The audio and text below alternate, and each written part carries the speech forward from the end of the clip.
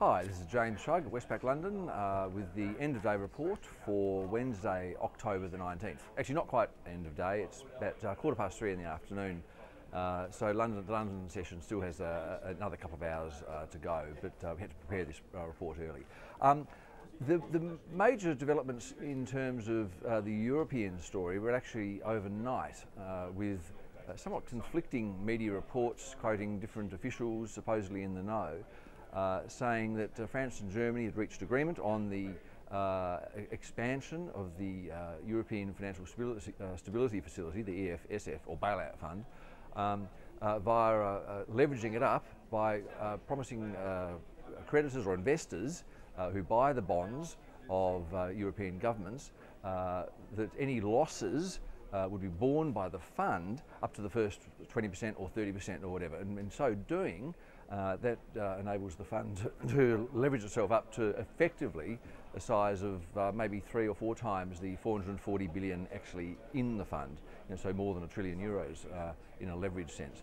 Now, this is nothing new, it's been proposed by many people, but markets chose to rally in the US last night on this news, pulled back a bit when the story was denied, but the point is that European markets didn't have the opportunity to rally on that story during their trading session yesterday, so they've actually done reasonably well today, posting gains in most of the markets, and I'll run through that in a minute. However, US stock market sentiment today is a little bit negative. I mean, it's actually just edged back into slightly positive territory at the moment, but there are a few stories there weighing on the market.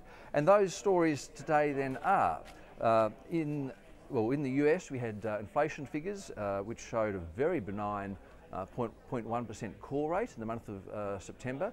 Actually it was 0.054 before rounding up to 0.1%. And that combined with weak housing data in the detail, although the headline housing starts number in September was up 15%, that was driven by a 50-odd% rise in the very volatile multiples or condos component. But the single family house starts and permit stories remains weak. In fact, in the quarter just finished, the third quarter of 2011, housing starts are down 15% on where they were two years ago when the US economic recovery allegedly began. And permits are down like 11% over that 2-year period. That's just demonstrating amply how this is an atypical US economic recovery, with housing not only not participating, actually going backwards. And that's made it very difficult for the US recovery to really gain steam, because the consumer spending related to housing spending is not going ahead, and there are other headwinds, of course, confronting the US economy. Nevertheless, on that point, we did have St. Louis Fed President Bullard say that he's actually been surprised by recent economic data, and that his view on the outlook for the US economy has actually been lifted somewhat since his pessimism over the summer, when there was that recession scare in the US. In the UK, we had the minutes to the Bank of England's October meeting. That showed a unanimous 9-0 vote in favour of the 75 billion sterling expansion of the asset purchase program, or QE2 in the UK context.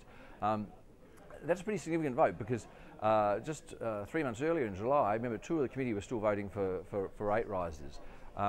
The statement basically said that though the worst of all risks hadn't yet crystallised, the chances that they might had increased, and that risked slowing demand further than forecasts and putting further downward pressure on inflation. Inflation is 5.2% at the moment, but it's expected to be at or below the target during 2012 and heading into 2013.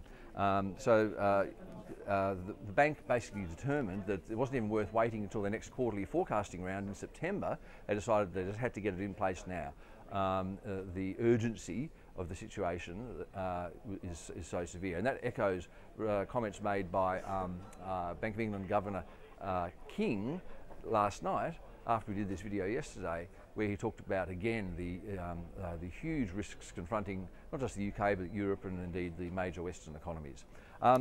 Okay, so they're the main news events in terms of the economic data. We had earnings results from Apple, Intel and Yahoo. Apple disappointed. Apparently people haven't been buying iPhones because they've been waiting for the new iPhone 5 or iPhone 4S, which came out a week or so ago. So in the third quarter, the Apple sales disappointed, and that's weighed on US markets as well.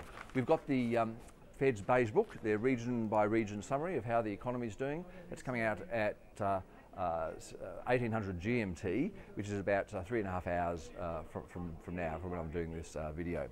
Okay, so that's the events. In terms of markets, we've got the Dow currently up 0.07%, so effectively unchanged, 11,585. The Nasdaq is down 0.75% though, and that's been weighed down by Apple, which fell something like 5% at one stage today.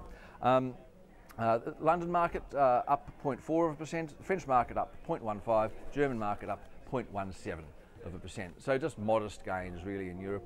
The gains were a little bit bigger early this morning, but they've lost some of that momentum since the US opened.